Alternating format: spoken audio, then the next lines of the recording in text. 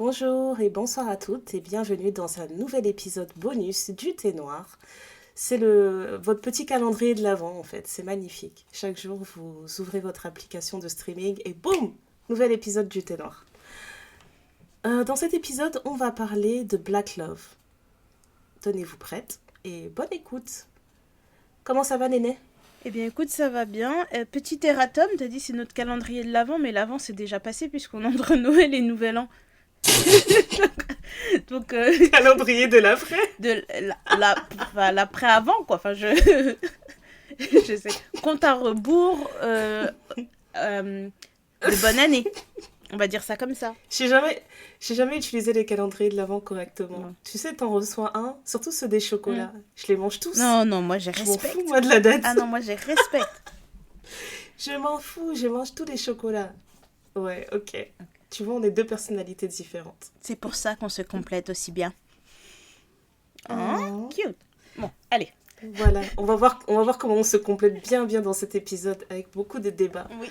Après les ratoums, j'ajoute le disclaimer. On va parler de Black Love parce qu'il y a un épisode où on avait parlé un peu on a parlé d'un sujet en particulier par rapport à la vie de couple et à comment se mettre en couple et aux raisons pour lesquelles les gens se mettent en couple. Et on a une auditrice qui nous a dit oui, ce serait bien que vous fassiez un épisode sur le Black Love. Et après, il y en a eu une autre, et ensuite une autre, et une autre. Et on s'est dit, bon, on va finir par en parler. Mais dans ce disclaimer, il fallait juste préciser que ce ne sont que nos avis, s'il vous plaît. N'en faites pas une parole d'évangile. Ce ne sont que nos avis et nos expériences et ce qu'on a analysé, ce qu'on a vu autour de nous. Voilà. C'est pas un épisode de propagande. Très bien. Le disclaimer est maintenant clos. Allons-y. Que la propagande commence. Je te jure. Alors, voici pourquoi vous devez épouser des hommes noirs d'1,95 m minimum. Non, c'est pas ça cet épisode Pas ça aujourd'hui. du tout. Mais si vous en avez trouvé, vraiment, félicitations à vous. Applaudissez-vous, vous êtes des champions. Vous faites partie de l'élite. Non, c'est vrai que le Black Love, c'est un sujet dont on voulait parler, mais on n'avait vraiment pas envie que ce soit un truc qui fasse un peu, tu sais, clickbait. Ce soit vraiment, on fait un gros titre ou un sujet qui fâche juste pour attirer les gens, etc. Mais c'est vraiment parce que c'est des réflexions qu'on se fait en tant que femme noire, tout simplement, et qui évoluent avec le temps. Moi, je sais qu'il y a 10 ans, si on parlait de Black Love, je l'aurais présenté d'une manière complètement différente. Et c'est pour ça que c'est bien de grandir et de devenir mature. Parce que ça te permet d'apporter de la nuance à tes expériences et à tes préférences. Je pense que, tu me dis si je me trompe, mais on est d'accord qu'on peut partir déjà du principe que on est toutes les deux attirées par les hommes noirs. Oui. Ce n'est pas... Voilà, quoi, c'est pas... Pour mettre ça déjà a jamais été une question. pour mettre le cadre, Pour mettre le contexte. pour mettre le contexte pour les personnes qui nous découvrent avec cet épisode, nous sommes deux femmes noires, hétérosexuelles, qui aimons les hommes, même si men are trash, comme dirait ma chère Ndaya. Voilà. Ça sonne mieux quand ça sort de ta Non, bouche. tu mens. Faudrait que tu dises encore Non. Non. Donc voilà. Après, là où Ndaya et moi on se sépare, c'est que je pense que Ndaya, tant et aussi longtemps que Dieu t'a fait aimer les hommes, tu as aimé les hommes noirs. Là où moi j'aimais les hommes, n'est-ce pas? Ouais. Donc Oui, après, j'ai eu des expériences, hein, mais c'est vrai que non. Ma préférence, ça s'arrête vraiment là. On va dire ma faiblesse, elle est là-bas. voilà. Je pense que je peux le dire Oui, comme ça. c'est oui. mieux. Là où moi, je dirais que ça a pris un peu plus de temps. Parce que je suis une grande croyante que ça va au-delà de l'apparence physique. Enfin, pour moi, c'est pas... Parce que, en fait, ce qui m'embête quand je dis ça comme ça aujourd'hui, c'est qu'il y a des gens qui peuvent toujours mal interpréter. Tu sais, ils peuvent te dire, Bien en sûr. fait, tu es amoureux d'une âme, tu es amoureux d'une personne, de machin, etc. Alors oui, je suis amoureuse d'une personne. Moi, dans ce que je recherche d'abord avant l'apparence physique, ce sont des qualités qui sont hyper importantes pour moi, sur lesquelles je ne vais pas déroger. Voilà. Et ensuite, je vais regarder le physique. Mais tu peux être, à mes yeux, un homme lambda, vraiment pas spécialement beau, pas machin, etc. Mais à mes yeux, tu seras le plus bel homme du monde parce que L'autre chose aussi, c'est que c'est très subjectif. Et pour moi, je trouve qu'une personne qui, quand tu le regardes comme ça d'apparence, c'est peut-être pas hyper belle, mais c'est une personne qui a des grandes qualités, etc., ça va rendre beau. De la même façon que tu peux avoir une personne qui est très très belle, et en fait, quand tu connais cette personne et que tu sais comment elle se comporte, bah, ça va la rendre moche. Oui, Voilà. exactement. Donc pour moi, la différence, d'abord, la première différence entre nous deux, elle se situe là. C'est que toi, ta préférence, on va dire, a toujours été les hommes noirs. Là où moi, j'ai plus ou moins évolué avec l'âge. Euh, je suis pas fermée, enfin, je ferme aucune porte, mais mon petit péché mignon, ça serait un homme noir. Ok. Tu vois, là, tu as déjà posé une base parce qu'il y a une différence entre chercher un homme pour s'aimer pour la vie, on va dire, entre Mhm. guillemets, et juste observer. Et c'est vrai que quand tu l'expliques dans le cadre de rechercher ouais, de rechercher une relation, de mettre en place un couple, quelque chose comme ça, oui, c'est vrai que tous ces autres éléments vont être pris en compte. Mais moi, c'est vrai que dans mon éducation, parce que la question que je me posais en préparant cet épisode, c'est est-ce que on fait partie de ces familles où on nous a dit il faut que tu fréquentes telle personne. Mhm. Toi, quand ce sera ton tour de trouver quelqu'un dans ta vie, il faut que tu sois avec telle personne. Et je sais qu'il y a des familles qui ont grandi comme ça, où on leur disait ouais, vous ne mettez pas avec des noirs, etc. Vous allez pas évoluer. Ou alors tout l'inverse, on vous dit si tu me ramènes quelqu'un qui est pas de notre pays, je veux même pas en entendre Mhm. parler. Et, euh, et donc, quand j'ai mené ma petite réflexion, je me suis rendu compte qu'en fait, dans ma famille, on nous a jamais vraiment dit grand-chose sur le Mhm. mariage en soi. Et on nous a jamais vraiment préparé, de toute façon, à être en couple, quoi que ce soit. C'est vraiment, comme on dit dans les familles typiques africaines, c'est qu'on te parle jamais de quoi que ce Mhm. soit, qui est lié à l'amour, aux relations, aux trucs. Et du jour au lendemain, on te dit bah d'ailleurs, quand tu auras tel diplôme, tu pourras nous présenter quelqu'un. T'es juste choqué, tu dis ah, donc maintenant on a le droit de parler des hommes dans la Ouais, c'est maison, ça. ok. Mais c'est vrai que moi, je pense que ma préférence, elle s'est juste forgée avec ce que je voyais autour de moi. Mhm. Et le milieu dans lequel j'ai évolué, déjà, de un, était fortement africain. Et en fait, je me rends compte que dans toutes les différentes nationalités que je connaissais, eh ben, c'était vraiment que de l'entre-soi. Donc Mhm. mes amies d'enfance qui étaient marocaines, c'était un couple de deux Marocains qui étaient ensemble. Et même des quelques-uns qui n'étaient pas d'Afrique, qui avaient quelques familles italiennes, c'était les deux qui venaient d'Italie, Mhm. tu vois. Et c'était toujours comme ça, en fait. Et limite, même quand tu vas t'aller regarder dans le Congo, t'allais voir les couples qui se sont faits dans la même Mhm. ethnie. Au point où, moi, quand je présente mon mari qui est d'une autre ethnie, on m'a dit waouh, vous allez faire des Mhm. métis. Mais ce n'est pas faux. Tellement Ce n'est pas faux. tellement on n'était pas habitué au mélange ou à quoi que ce soit, aucune mixité. C'était vraiment un choc, genre waouh, vous allez faire des métis et tout, ils sont même pas de la même ethnie. Enfin, c'est le même pays, c'est incroyable. Et oui, donc je réfléchissais à tout ça et en fait, ça m'avait fait rire parce que en effet, je me rends compte qu'on nous a jamais clairement dit ça en fait, et ça c'est juste, je pense que ça s'est juste fait. Mais en fait, ce qui est le plus drôle dans tout ça, c'est qu'on est cinq filles et les cinq, on est tout à fait d'accord, on a la même faiblesse, on va Mhm. dire. Il n'y a pas d'ouverture d'esprit, c'est vraiment la même faiblesse et limite ça s'arrête même au pays, Ouais. quoi. Et je pense que ce choix, il s'est pas fait juste par mimétisme, mais aussi parce que, pardon, mais aussi parce que je pense que c'est autour de mes 17-18 ans que je me suis quand même un peu euh, radicalisée dans ma pensée en tant que femme noire. Et il y avait tellement de choses en fait. Tu sais, quand tu commences à creuser sur certains sujets, sur le passé colonial, etc., il y a plein de choses qui font que tu te dis, il faut que j'arrive à gérer cette colère par rapport à mon histoire. Et je me dis, en fait, j'arriverai pas à créer un couple pour moi qui aurait une base solide Mhm. s'il faut que je me mette en couple avec quelqu'un qui comprend pas ça en Mhm. fait.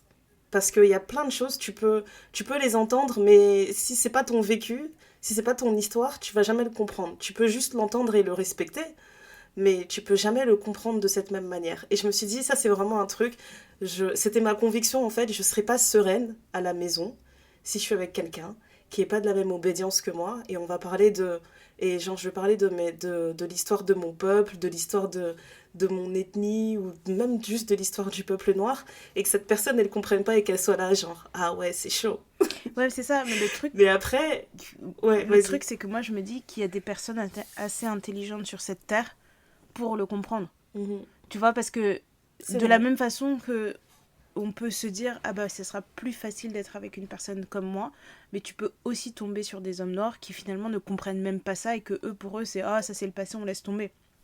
Et c'est vrai que moi, j'ai travaillé avec une femme une fois, et dans mes premiers jobs étudiantes, et elle me disait, ouais, moi je suis marocaine, je suis sortie avec des Algériens, je suis sortie avec des Sénégalais, je suis sortie avec des Guadeloupéens, je suis sortie avec des Corses, avec des Turcs, avec machin. Elle dit, mais au moment où je savais que j'allais me marier, elle dit, je suis rentrée chez moi, je suis rentrée au Maroc. Elle dit, parce que c'est... Elle a dit, c'était bien beau, hein, tu vois, elle dit, j'ai exploré, etc. Elle dit, mais d'être dans son foyer avec une personne qui comprend ce que je dis, elle dit, il y a des choses que j'ai pas besoin d'expliquer.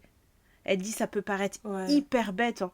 Elle dit, mais elle dit, j'avais pas la force d'expliquer pourquoi je fais les choses comme ça, pourquoi quand on rencontre une personne de la famille, etc., on doit se comporter comme ça, pourquoi je m'habille comme ça, pourquoi je parle comme Mhm. ça.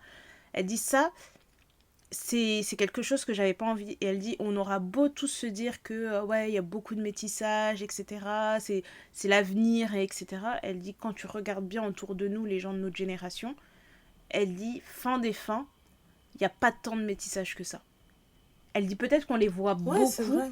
mais en vrai, elle dit il n'y en a pas tant que ça parce que finalement, les gens vont rentrer chez eux.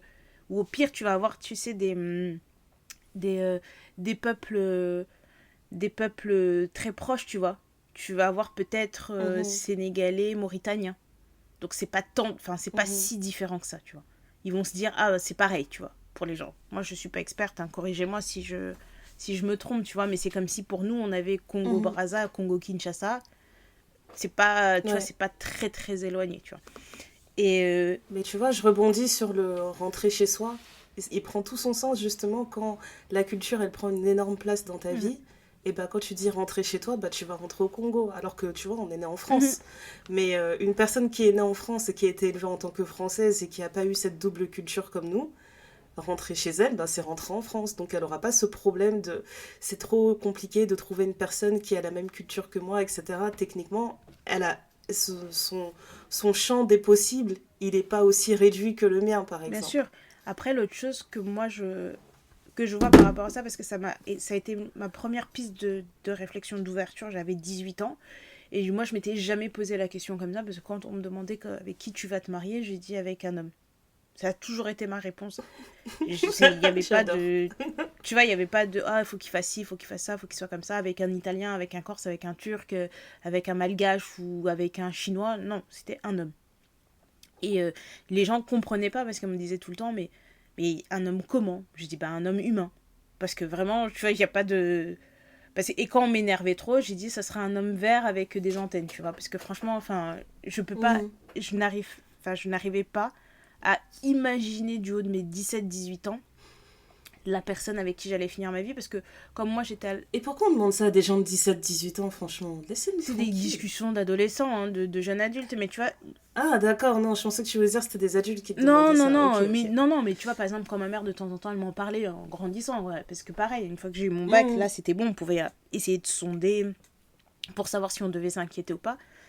Mais plus dans le sens que je comment moi je grandissais, etc. Comme moi j'étais plus en quête de quelque chose d'humain, de valeur, de qualité, bah, l'apparence extérieure, c'était pour moi secondaire. Aujourd'hui, avec quelques années d'expérience, c'est moins secondaire. Parce que vraiment, c'est quelque chose avant sur lequel je pouvais complètement passer outre. Aujourd'hui, beaucoup moins. Parce que je repense à ce que cette collègue m'avait dit à l'époque, il y a des choses que j'ai pas envie d'expliquer. J'ai pas envie de t'expliquer pourquoi je fais des nattes collées en dessous de ma perruque. J'ai pas envie de t'expliquer pourquoi je fais des mèches en été. J'ai pas envie de Tu sais t'expliquer. ce que ça me rappelle, Néné? Non. C'est incroyable. Mais tu te rappelles de l'épisode dans Des Césos où Kevin il sort avec une femme noire? Mhm. Kevin Pearson. Mm. Il sort avec une femme noire et en fait, C'est un un peu. jour, elle vient dormir chez lui, je pense à l'hôtel ou je Ah sais oui, et plus puis où. elle se plaignait Et parce en qu'elle fait, avait elle pas vient les avec un oreiller en produits, elle satin. avait pas l'oreiller En d'oreiller fait, en elle dit, satin et voilà, machin. elle dit, j'ai oublié mon oreiller en satin, machin. Et il la regarde, genre, excusez-nous, la princesse, elle a un oreiller en satin. Et juste sur cette conversation-là, elle a dit, ok, toi et moi, ça va pas marcher. Elle a dit en fait, je suis une femme noire et oui, par exemple, dormir avec un oreiller en satin, c'est pas juste une attitude de princesse, c'est juste que dormir sur du satin, eh bien ça abîme pas mes cheveux. Parce que toi, tu peux dormir sur du coton, ça va rien faire, mais moi, ça va les abîmer. Et en gros, elle s'est rendue compte justement qu'elle avait pas envie d'avoir expliqué toutes ces petites Ouais. choses. Alors, c'est vraiment, tu vois, c'est pour ça que je dis que on peut juste partager nos avis, nos ressentis sur la vie de couple, parce que tu peux pas avoir une formule qui marche pour tout le monde. Il y a des gens qui ont cette patience, et il y a des gens qui, leur amour de leur culture leur donne envie de le partager, et en fait, ça les dérangerait pas de prendre ce temps de faire découvrir tous ces petits aspects, etc., à leur partenaire. Pour eux, ce serait quelque chose de vraiment romantique, ça rendrait leur couple encore plus riche, etc. Moi, ça m'agacerait, tout simplement. Mais Tu au-delà de vois, donc ça, c'est... moi je pars du principe que c'est la façon dont tu abordes le sujet. Tu vois, par exemple, là, comme tu dis, Oui. Kevin, il a dit, ouais, excuse-nous, la princesse. Moi, déjà, là, je serais saoulée. Mm. Mais si tu Mais m'abordes tu en vois. me disant, mais en fait, pourquoi t'as besoin d'une thé d'oreiller en satin? Et là, tu te dis, bah, il montre de l'intérêt, il s'intéresse à la personne que je suis, à mon vécu, à mon histoire. Là, j'aurais déjà plus envie de partager avec toi. Mais juste me dire que tu fais la Mhm. princesse parce que, bah, non, en fait, moi, je fais pas ça. Bah, non, en fait, c'est pas une question de princesse. Et c'est tout. Enfin, en fait, je trouve que c'est quelque chose qui manque de plus en plus dans nos sociétés actuellement, c'est d'aborder les choses avec bienveillance et empathie. On manque cruellement Mhm. d'empathie. Parce que du coup, Mhm. quand tu veux construire quelque chose avec quelqu'un, moi je reste convaincue qu'il faut faire preuve d'empathie. Parce qu'il y a des choses que moi je comprendrai jamais. Tu vois, je comprendrai jamais que des personnes traversent dans la rue parce que je suis un homme noir d'1,85 m, musclé, etc. Et que dans l'imaginaire des gens, je vais forcément les agresser. Ça, c'est quelque chose que je comprendrai Mhm. jamais. De la même Mhm. façon que je m'attends à ce que mon partenaire comprenne que ça me saoule qu'on me touche les cheveux, on me dise ah bah t'as encore changé de cheveux, laisse-moi toucher tes cheveux, ah c'est sympa, oh là là bah dis-toi vous êtes Ouais, toujours, ouais. oh de toute façon vous les noirs la couleur ça vous va toujours bien. Ben non en fait. Et attends, mais tu viens de me faire penser à un truc. Parce que justement, même si t'as le partenaire le plus ouvert d'esprit, maintenant si sa famille c'est des teubés comme ça, qui sont toujours en train de te dire, dès que tu vas les voir, oh tes cheveux, Non là, mais qu'est-ce que en fait c'est c'est vrai, là c'est où faux. je... Et que lui, il faut toujours il soit le truc entre vous deux, là, il y a une sorte de barrière, il te protège de sa famille ou je Non sais mais en pas fait c'est quoi. pour ça que Ça doit être je sais éreintant. que ça peut être éreintant mais il y a des entourages bienveillants et je me dis que ça arrive hein, que la personne que tu choisis, par exemple, tu choisis d'aller dans une personne qui n'est pas qui n'est pas noire comme toi, tu décides Mhm. de changer et tu te dis tu vas aller chez les asiatiques, chez les coréens, etc. Tu vas aller chez les coréens, tu vas aller chez les italiens, tu vas aller chez les amérindiens, peu importe. Ça peut arriver que ta personne, ce soit la pépite de la famille. C'est-à-dire que c'est la personne qui va aller au-delà des réflexions de sa famille, qui va aller au-delà de tout ce qu'il a pu apprendre en étant jeune. Et l'autre option, c'est que cette personne a grandi dans un environnement qui fait que. Et là, c'est beaucoup plus simple parce que du coup, puisqu'il est issu d'un environnement qui fait que, bah, quand tu vas arriver là-bas, les parents vont se comporter d'une certaine façon, les frères et sœurs vont se comporter d'une certaine façon, et ce ne sera pas éreintant que d'être dans ce milieu-là. Et je pense aussi qu'il y a parfois, c'est aussi pour ça que certains couples mixtes ne tiennent pas, parce qu'on sous-estime ce poids-là, le poids de la différence. Parce que quand tu es, Mhm. toi, prêt à être flexible sur certains points et de dire, bon, en fait, ils ne savent pas, je peux leur apprendre, je peux leur expliquer, etc., c'est une chose. Mais quand ça devient répétitif, répétitif, répétitif, et qu'il y a des blagues qui viennent, qui viennent, qui viennent, à un moment donné, tu dis, bah, est-ce que j'ai vraiment envie de vivre comme ça? Et alors là, c'est chacun qui porte sa croix. Parce qu'à partir du moment où tu as choisi quelque chose, voilà, tu sais, c'est comme quand t'es love d'un voyou, ne sois pas étonné qu'il se fasse attraper par la police. Parce que tu savais que c'était un voyou. Mhm. Donc, euh, par rapport à ça, et pour revenir sur le vraiment le black love en tant que tel, et c'est vraiment que nos perceptions, hein, on le redit, pour moi, je trouve que c'est quelque chose de très beau, mais je trouve ça aussi très politique. Parce que parfois, quand tu parles avec des gens, on te dit oui, mais tu peux pas aimer une personne juste parce qu'il est noir. Non, je l'aime pas juste parce qu'il est noir. Je l'aime parce qu'il a les qualités que je recherche et en plus, il est noir.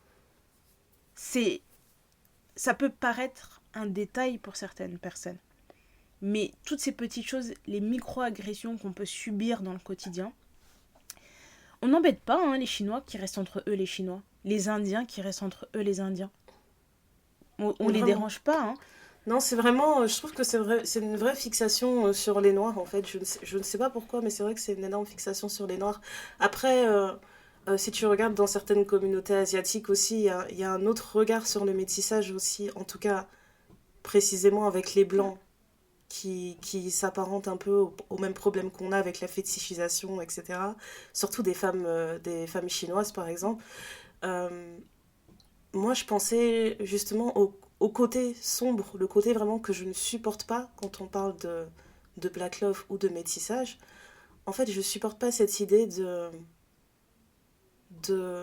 faire de ton identité le fait que tu sois dans un couple mixte. En fait, je n'arrive pas à l'expliquer, mais pour moi, à partir du moment où vous êtes un couple mixte et vous voulez vous présenter comme une vitrine du progrès social ou que sais-je, là, c'est là où je commence à être irritée, en Mm. fait. Pour moi, c'est la vie de couple, c'est quelque chose qui est intime, c'est quelque chose qui est unique. Ok, il y a plein de choses, il y a plein de paramètres qu'on peut retrouver dans plusieurs couples, mais ça reste quand même quelque chose d'assez unique.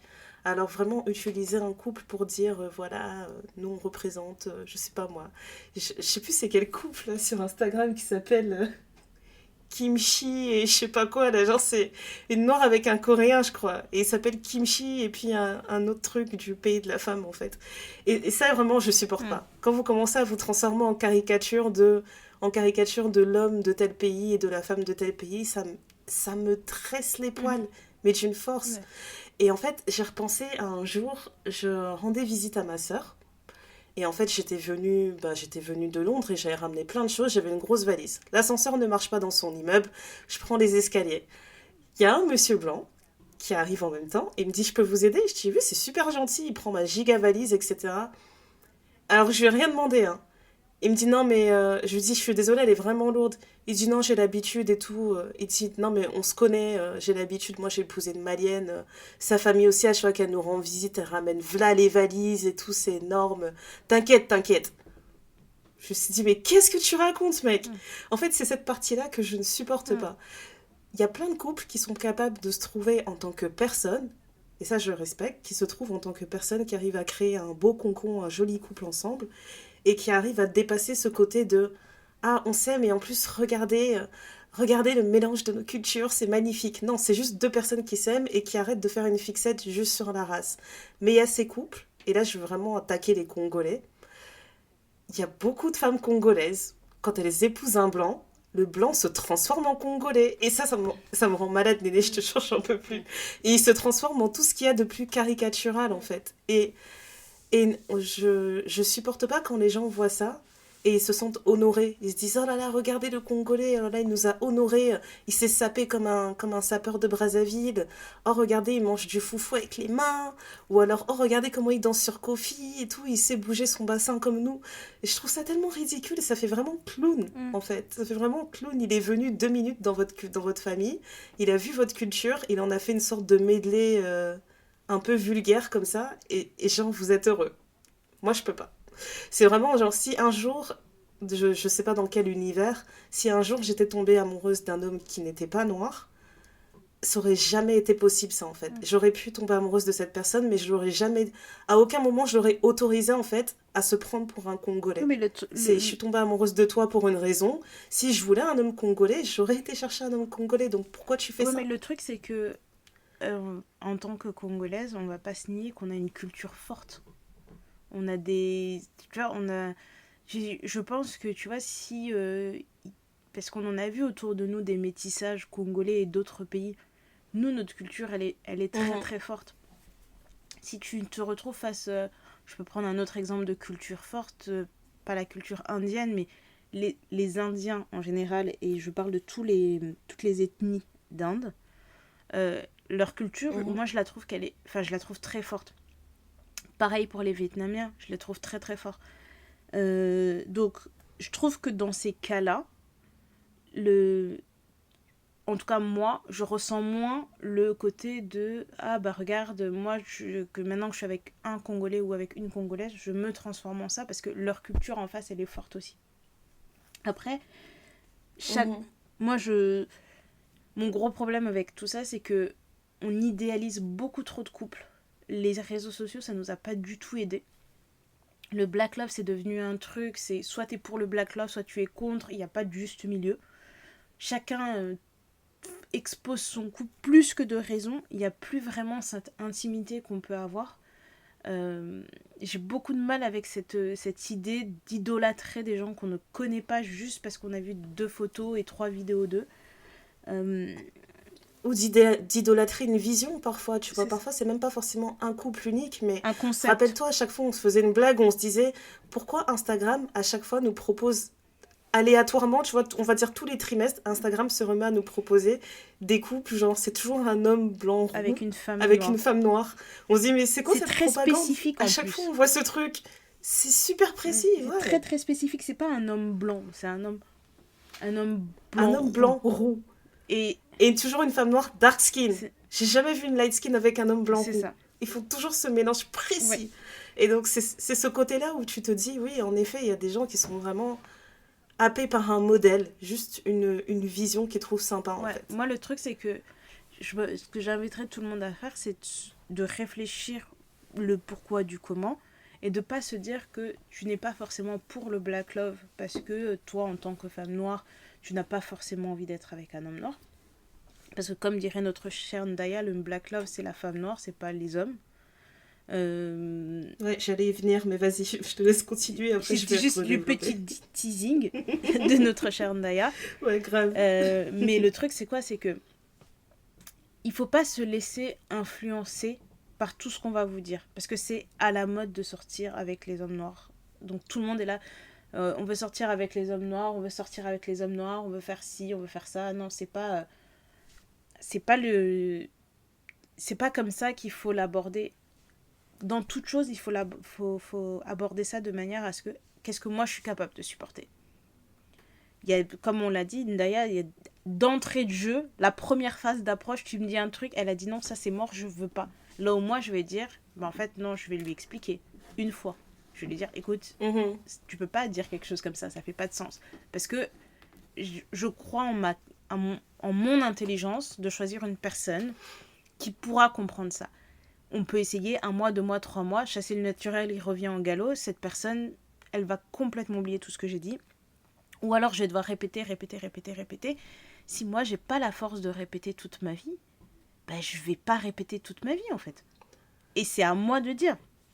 Et ça n'enlève en aucun cas le fait qu'être avec un homme blanc, un homme asiatique, un homme sud-américain, ce soit une mauvaise chose.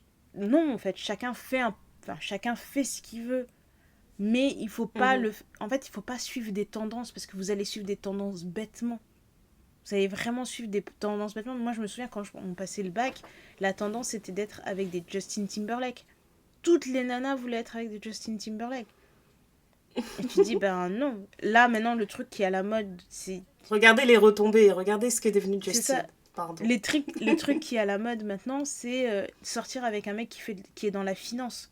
Parce que ça fait bien, en fait, d'être avec un mec Ah qui est dans la oui, finance et oh mon machin, dieu. etc. Et pour avoir travaillé dans la finance pendant la période où c'était à la mode, au Voilà. secours, c'était Il y a insupportable. toujours, il y a une trend qui fonctionne toujours, c'est être la femme d'un athlète. Après, les sports varient. Ouais, bah oui, oui.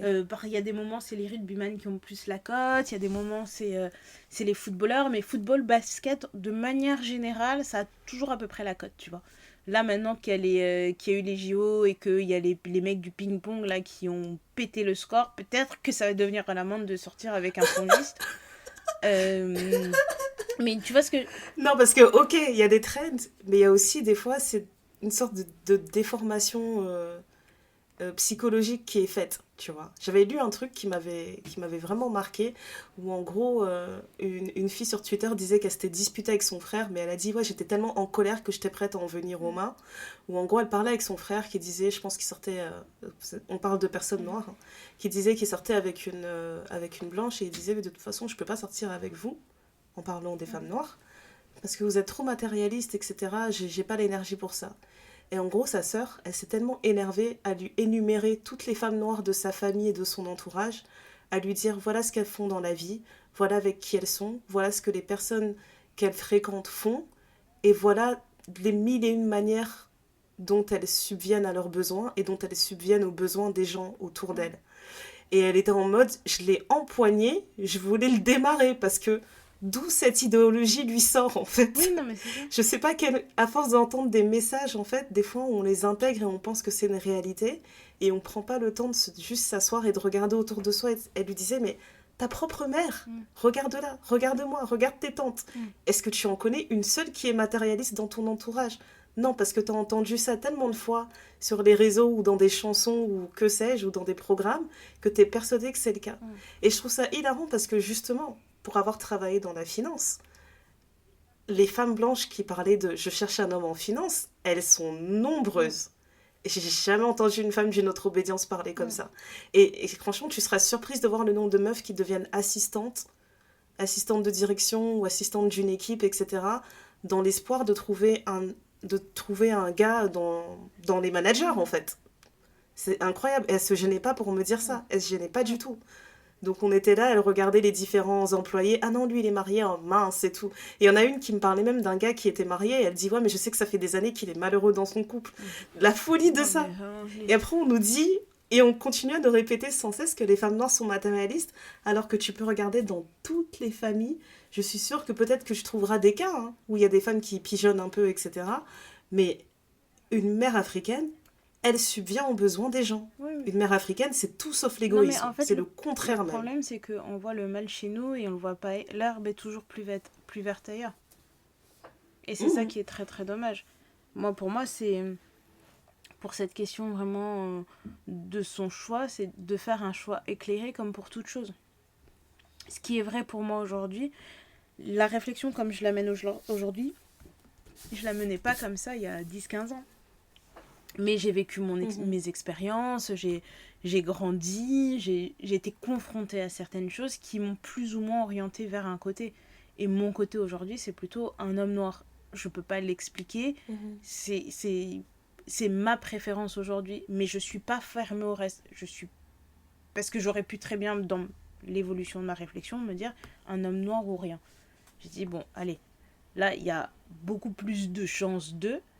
Mais tu vois, c'est des choses qui peuvent paraître bêtes. Mais tu dis, bah voilà, moi j'écoute ma musique congolaise, je suis en train de m'ambiancer et tout, je suis en train d'écouter les vibes de Fally.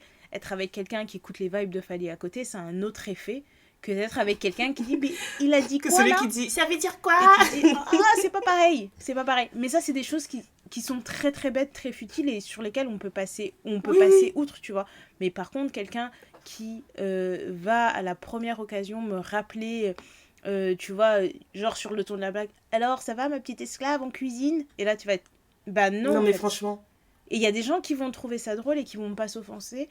Moi, c'est quelque chose qui m'offense. Donc, j'ai ma préférence. Elle est ce qu'elle est aujourd'hui. Mais elle est du fait de mon vécu et de mon histoire. Et pour redire quelque chose que je pense que j'ai déjà dit dans beaucoup d'épisodes, moi, j'ai évolué dans un environnement principalement caucasien. Donc c'était très facile pour moi de me dire, bah en fait, je vais finir avec un homme blanc. Mais en évoluant dans ce milieu-là, je me suis jamais dit, je vais finir avec un homme blanc. Je me suis toujours dit, je vais finir avec un homme. Et je sais même une de mes cousines qui arrêtait pas de me dire, ah bah toi, Néné, tu vas finir avec un blanc. Ah bah toi, Néné, c'est sûr tu vas finir avec un blanc. Aujourd'hui, qui est avec un noir et qui est avec un blanc ? Non mais voilà. Tu sais que c'est trop drôle parce que la première fois que j'ai rencontré ton frère, la première conversation qu'on a eue, on parlait de mariage de gens dans notre entourage et il disait toi comment je te vois parler là je pense que tu vas finir avec un blanc. Got you. Chaque fois que je me rappelle de cette conversation je lui dis vraiment t'étais tellement à côté de la plaque mec, c'est abusé. Mais ouais. Mais oui donc moi j'ajouterais que le côté préférence, je peux comprendre que des gens aient des préférences physiques. Ça, c'est... Il n'y a vraiment aucun problème. Pour moi, il est important de déconstruire ses préférences. Vraiment, déconstruisons. Parce que je pense qu'on avait déjà fait un épisode où on avait parlé de colorisme, etc. Et je racontais que dans ma famille, il y a beaucoup de gens qui sont très, très coloristes et qui font des fixettes sur les gens clairs. Il faut y réfléchir, en fait. Ça sort pas de nulle part. Donc, pour moi, il faut juste déconstruire ses préférences. Et en fait, je suis OK avec je suis pas comment dire, je suis pas frustrée dans les choix que d'autres personnes vont faire. Pas de problème. Je dirais juste que votre préférence, il faut pas qu'elle soit liée à un rejet d'autre chose. C'est juste ça en fait. Pour moi, si une préférence elle est basée sur un rejet ou sur une haine d'autre chose ou sur le dégoût d'autre chose, eh ben c'est pas une préférence en fait, il y a quelque chose à creuser. Il y a un problème. Il faut juste réfléchir là-dessus un peu plus quoi. Déconstruisons dans ce sens-là et je pense qu'on aura des relations beaucoup plus saines et il y aura plus besoin de se prendre la tête sur ces conversations autour du Black Love. Et après, bah, comme tu l'as préfacé, Néné, euh, quand je disais Black Love il y a 10 ans, il y a 15 ans, je parlais de un homme noir qui épouse une femme noire et qui crée des bébés noirs. Et puis il y a des bébés noirs partout dans le monde. Ça n'arrête pas de faire pouf partout. Maintenant, c'est plus le cas. Je pense que d'abord, j'ai eu ma phase où j'ai eu ma déconstruction, où j'ai appris toute l'histoire. Enfin, toute l'histoire, pas toute l'histoire, mais j'ai appris beaucoup sur l'histoire des peuples noirs, j'ai appris beaucoup sur l'histoire du colonialisme, de l'empirisme, etc. Et ça a fait mon fondement du Black Love. Et ensuite, la deuxième partie, c'est l'éveil féministe. Et l'éveil féministe, il m'a rappelé que on peut pas faire confiance aux hommes, en fait. On peut vraiment compter que sur les femmes. En tout cas, pour moi, je pense vraiment que le socle de ma vie, genre ma fondation, c'est les femmes dans mon entourage. Et je me dis, en fait, si c'est ça mon socle, pour moi, l'amour pur, l'amour black love vraiment, c'est ces femmes-là qui sont aimées et respectées. Peu importe avec qui c'est. Qu'elles soient aimées et qu'elles soient respectées, c'est ma priorité. Et si je pouvais redéfinir le black love, oui, je dirais que le black love, pour moi, c'est une femme noire qui est aimée. Tout simplement. Et je m'arrêterai à ça, et peu importe la couleur et la race de l'autre personne. Si c'est un homme qui est vert avec des antennes, comme le futur mari de Néné, je peux respecter ça et mon cœur reste ouvert. C'est tout ce qui compte. Eh bien, écoutez, merci de nous avoir accompagnés sur nos petites réflexions sur le Black Love. Dites-nous ce qu'est le Black Love pour vous. Dans quelle équipe êtes-vous? Vous êtes dans l'équipe autre chose, tout sauf noir, jamais rien autre, enfin jamais autre chose qu'un noir, ou je m'en fous, je veux juste être aimé. On se retrouve comme d'habitude sur tous nos réseaux pour continuer cette conversation et on se dit à très bientôt pour un nouvel épisode. Bye! Bye bye!